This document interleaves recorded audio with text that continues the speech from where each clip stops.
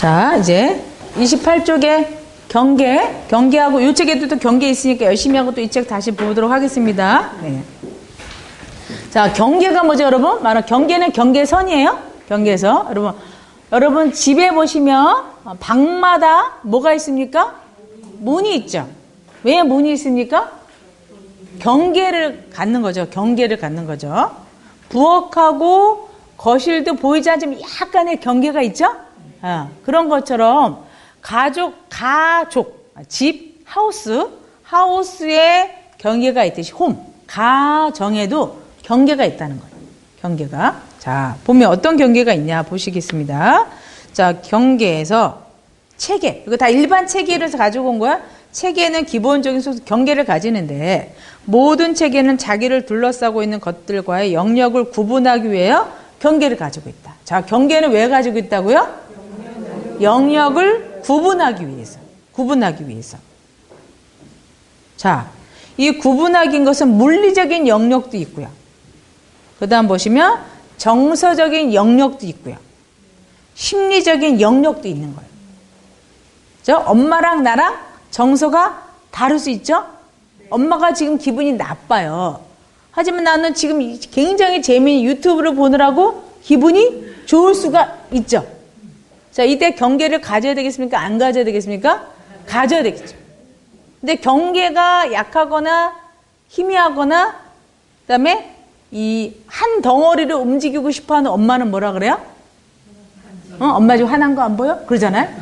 내가 화났으니까 뭐야? 너도 기분 좋아하면 안 된다는 거잖아. 이게 굉장히 정서적 경계가 굉장히 중요한데 우리 가족에서 경계가 안 되는 게 굉장히 위험한 요인이고 나중에 제가 저번 주에도 그 정신분열증 자녀가 부모와 자녀가 어떤 게 됐을 때 너무 융합이 됐을 때 분열증이 많이 일어난다고 제가 저번에 말씀드렸기 때문에 경계는 굉장히 중요합니다. 자, 근데 경계는 끝에서 두 번째 줄 보시면 상호 교환도 하고 개방성, 문을 열어놓는 거죠.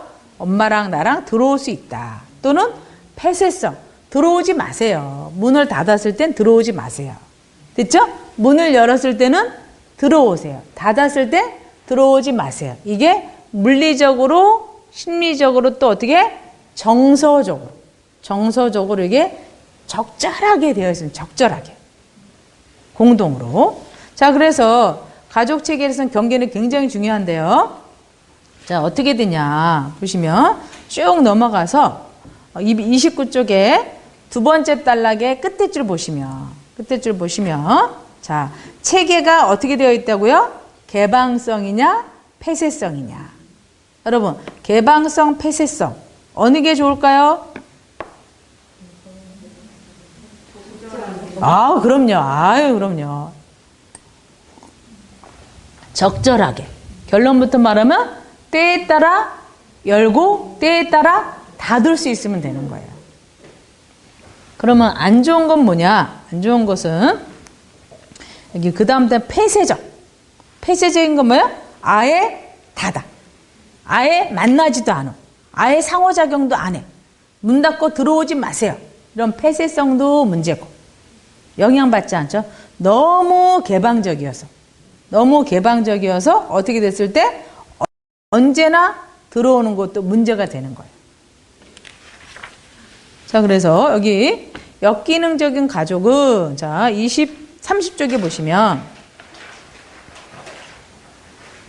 다섯 번째 줄 보시면 역기능적인 가족은 경계 구분에 있어 어떻게 해요? 혼란. 들어가야 되는지 혼란스러운 거예요. 들어오라는 건지 말라는 건지. 그래서 가족 구조 내에서 뭔가 혼란이 있는 것을 병리적인 구조로 봅니다. 그래서 이런 장애가 되는 것이 그 다음 단락 보시면 마지막 단락 보시면 장애가 되는 두 가지 형태 나와 있죠.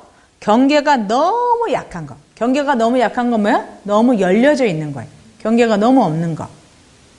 두 번째는 지나치게 경계가 심한 거. 자, 지나치게 너무 강한 경계는 너무 문을 닫아 놓는 거죠. 너무 지나치게 강하면은 거리감이 많고 거리감이 있고 그렇게 되고 있죠. 뭐 다른 사람을 먼저 이렇게 너무 무시하고 경시하고. 자, 지나치게 강한 경계는 어떻게 되겠습니까? 지나치게 약한 경계는 어떻게 되겠습니까? 약하면 너무나 밀착되어 있고 융합되어 있고 이런 경우는 정신분열 증상. 아까 지나치게 강한 경계는 자폐성 아니면 고립성 아니면 분열성하고 분열증은 다른데 분열성 홀로 있는 거예요. 따로 떨어져서. 이런 경계선 개념으로 이 정신병리적인 게 굉장히 많이 연구가 되어 있거든요. 그래서 이만큼 경계선이 굉장히 중요합니다. 오죽하면 경계선 성격 장애라는 말까지 있잖아요. 경계선 성격 장애 다시 한번 다음 주에 좀 말씀드리겠습니다. 자, 그럼 우리는 건강한 경계. 우리가 배워야 건강한 경계 31쪽에 정리가 되어 있습니다. 자, 첫 번째 줄 건강한 경계는 한번 읽어볼까요? 시작. 개방되어 있는 상태도 아니며 너무 폐쇄되거나 경직된 상태도 아니며 너무 혼돈스럽지도 않은 것으로 보았다. 그러면 건강한 경계 각각의 하위 체계들이 있잖아요. 그러한 필요한 자원을 얻을 수 있을 만큼 충분히 개방돼. 내가 원하는 것은 문 열고 들어와서 가득하는 거야. 그런데 전체는 유지할 정도, 어느 정도로 나는 전체 가족 구성원에 있지만 나만의 공간도 필요해. 그럼 뭐가 됩니까? 그 정도의 폐쇄성.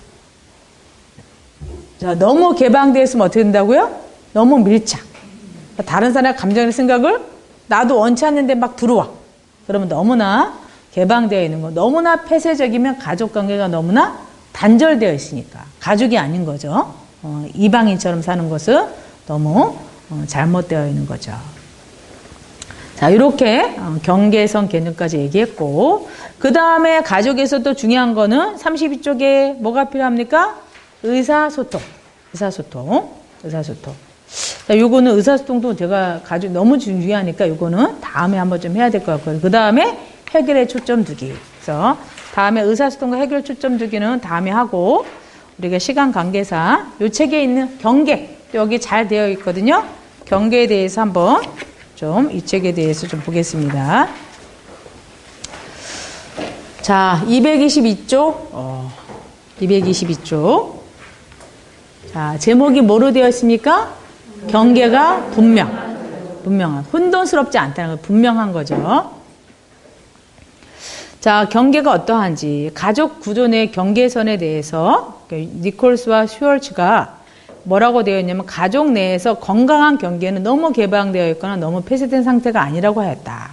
자, 아까 여기는 똑같은 거죠. 건강한 경계는 필요한 자원을 얻을 수 있으면 개방되어 있으면 가족들 하나 유지할 수 있으면 폐쇄 좀 된다고 하였다. 되어 있죠. 자, 그래서 잭 볼스익과 223쪽 세 번째 달러 보시면요. 잭 볼스익과 주디 볼스익은 이 개념을 토대로 해서 경계가 너무 밀착되어 있는지 붙어 있는지를 가지고 이탈, 분화, 금울화로 설명을 했어요. 자, 그림을 먼저 보실게요. 그림 보시면, 자, 이탈되어 있다. 자, 가족 내에 가족이라고는 있는데, 가운데 큰 동그라미가 가족이라고 보면, 가족 안에 각각 들어와 있지만, 바깥에 가족 내, 사회적으로도 많이 들어가 있고, 서로 겹치는 게 있습니까? 없습니까? 없죠. 물론 가족 내에 있지만, 따로 있죠. 이걸 뭐라고 그런다고요? 이탈, 경직돼. 자, 근데 그 밑에 거 먼저 볼게요. 밑에 거는 뭐야? 가족인데 아버지, 어머니, 아들이 너무나 가운데로 서로 너무나 겹치죠. 이걸 뭐라 그래요? 밀착, 그물처럼 되어 있죠. 그물처럼. 건강한 가족 경계는 뭐가 되어 있습니까? 분화. 자, 가족 안에 들어있지만 제일 가운데 서로 공통된 영역은 그렇게 많지는 않아요. 필요에 따라 같이 공통 관심사를 하지만 가족 안에서 자기만의 영역도 있고 가족 바깥의 영역도 있고, 그죠? 사회적으로도 있고 가족 내에도 있고 공통적으로도 있고, 이거를 뭐라고 한다고요? 분명한 또는 분화가 잘 되어 있다 라고 할 겁니다. 그래서 분화에는 또 굉장히 중요하니까 분화는 또 나중에 또 설명을 드리겠습니다. 됐죠? 그러면 우리가 경계선에 따른 이 특성을 가지고 225쪽에 하나씩 살펴보고 정리하겠습니다. 자, 경직대, 이탈. 한번 읽어볼까요? 시작. 경직된 경계는 가족원들 간의 경계가 지나치게 분명하여서 서로 간에 침투하지 않는다. 가족원들 사이에 거리감이 있고 각자 고립되어 생활한다. 경직된 경계는 자율성과 독립성이 과하게 강조되는 반면 소속감이 부족하고 도움이 필요할 때 지원을 요청하지 않으며 보호를 바라지도 않는다. 네. 어떤 느낌인지 아시겠죠? 네, 어떤 느낌인지. 자, 그래서 심하게 경직된 가족은요, 반응이 필요할 때 반응을 안 해요. 엄마, 뭐 해줘? 반응하지 않는 거죠. 의사소통도 잘 안 되고, 서로 도와주지도 않고. 그래서 나는 나, 너는 너. 이런 가족, 고립된 가족이 바로 이런 이탈된 가족에 해당되겠습니다. 자, 밀착된, 금원화된 가족은, 자, 읽어보겠습니다. 시작. 경계가 너무 약한 구조는 가족원들 간에 분리가 되지 않고 밀착되어 있는 상태를 말한다. 이러한 가족원들은 대체로 미분화되어 있어서 다른 사람의 부분인 것처럼 느끼며 관계한다. 즉, 가족원들 사이의 구분은 희미하고 거리감이 없고 강한 소속감을 유지하는 것을 더 중요하게 생각하기 때문에 자율성과 자발적인 행동은 존중받지 못한다. 자, 뭐가 더 중요하다고요? 가족 내 소속감, 가족 집단주의, 가족 안에 뭔가 너무나도 뭐 서로 너무 신경을 쓰는, 그래서 자기 안에 자기 고유의 자발성, 그 다음에 어떤 그런 것을 존중받지 못하죠. 엄마가 힘들면 자녀도 같이 힘들어야 되고, 아빠가 막 화내면 조용히 아무 소리 않고 눈치 보고 있어야 되고, 이런 것들 얘기하는 거죠.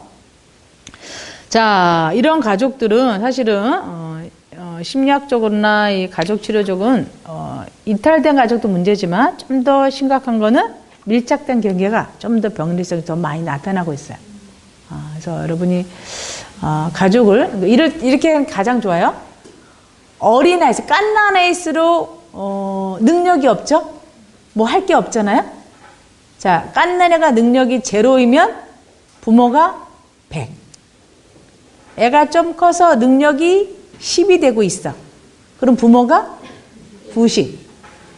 애가 초등학생이 돼서 웬만큼 놀기도 하고 학원도 다니고 그래. 그럼 부모가 6, 70.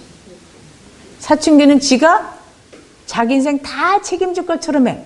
그럼 부모님은 많이 관여하지 않는. 이게 좋은 거죠. 거꾸로 하면 큰일 나겠죠. 사춘기인데 과보하고 불안해서 못 믿고 더 막 이렇게 간섭하고 문제가 커지는 거죠. 이렇게 발달적으로 보면 좋겠습니다. 자, 우리의 목표는 분명한 경계가 되겠습니다. 분명한 경계 또 아주 정리가 잘 되어 있습니다. 자, 우리 중요하니까 한번 처음부터 읽어볼까요? 가장부터 읽어볼까요? 시작. 가장 기능적인 가족은 분명한 경계선이 있으면서도 유연한 가족이다. 분명한 경계를 가지고 있는 가족원들은 우리라는 집단 의식과 함께 나 자신의 감정을 잃지 않는다. 두 가지 같이 갔죠? 뭐라고요? 우리 의식과 나 의식을 같이 갖는 거예요. 어느 한쪽을 소홀히 하지 않습니다. 자, 그래서 탄력성과 융통성. 적당한 거리를 가지고 있으면서도 각자 독립적일 때는 독립적으로 하고, 그 다음에 대등하게 관계할 때는 대등하게 관계해주고. 됐죠? 안정된 융통성. 그 다음에 두 번째 단락의 세 번째 줄 보시면 서로 간의 하위 체계들이 협상. 넌 내 말을 무조건 들어라. 그것보다는 이렇게 생각한 넌 어떡하니? 들어주고 협상도 하고. 그 다음에 발달적 변화. 이거는 발달적 변화 다음에 가족생활 주기 따라 발달적 변화에 따라 제가 좀 더 하도록 하겠습니다. 자, 이처럼 마지막에 보시면 가족 구조 내의 경계선이 심하게 밀착되어 있거나 경직되어 있어서 분명하지 않고 애매하고 혼돈된 경계선을 가지고 있을 때 가족의 건강성은 위협받게 된다. 그래서 가족의 경계는 가족원들의 상황과 그 다음에 뭐가 나옵니까? 가족의 발달 주기. 그건 다음 주에 배울 거예요. 가족의 발달 주기와 자녀들의 성장에 따라 변화가 필요합니다. 그러니까 여러분이 발달 단계에 따라 자녀 심리를 잘 아셔야 되고요. 성장할 때 어떻게 해줘야 되는지 그걸 아셔야 되는데 이 과목에서는 그걸 다 저희가 가르쳐 드립니다. 이렇게 됐을 때 좀 조심해야 되겠죠. 자, 그래서 요런 228쪽에 결론적으로 세 번째 줄 보시면 서로가 균형, 경계가 있으면서도 균형을 이루고 또 가족이 적절한 역할과 기능, 아까 배웠죠? 가족의 역할과 기능 충실하게 수행하고 경계를 가지면서도 방해하지 않고 고유한 특성을 유지하면서도 돌봄이 필요할 때는 돌봄받고 혼자만의 시간이 필요할 때는 존중받고 소통이 필요할 때는 소통하고 협상이 필요할 때는 협상하고 너무 좋죠 여러분. 네. 그런데 마지막에 나오죠. 어느 날 이런 것이 갑자기 되는 것이 아니죠. 어느 날 갑자기 되는 것이 아니고 지속적인 상호작용의 결과가 생기기 때문에 여기서 지속적인 그런 노력이 필요하고 이러기 위해서는 중요한 것이 무엇입니까? 부모의 분화 수준. 그 다음에 인격적인 태도. 여러분 분화 수준이 너무 중요한데 그래서 전영환이 다음에 그 분화 체크하는 거 있잖아요. 있는지 보고 아니면 저한테 달라고 해요. 여러분의 솔직하게 여러분 비밀 지켜달라고 할 테니까 자기 점수 자기만 보시고 아시겠어요? 여러분의 부모의 분화 수준이 자녀의 분화 수준을 거의 결정해요.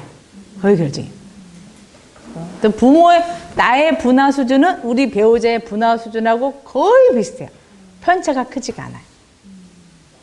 여러분 다음 주에 좀 놀랄 준비하시고 바로 점수가 나오는 이 나의 분화 척도 점수를 한번 체크해 보도록 하겠습니다. 네. 자, 오늘 전체적으로 가족 그 일반 체계 이론의 중요한 개념도 여러분 잘 이렇게 배우셨죠? 잘 배우셨으니까 그거 가지고 다음 주에 또 이론적으로 한번 들어가 보도록 하겠습니다. 네. 시간이 많이 가서 질문을 못 봤는데 여러분 질문은 다음 시간에 질문하고서 메모 좀 해놔주세요. 네. 그럼 수고하셨습니다. 네. 박수로 마치겠습니다.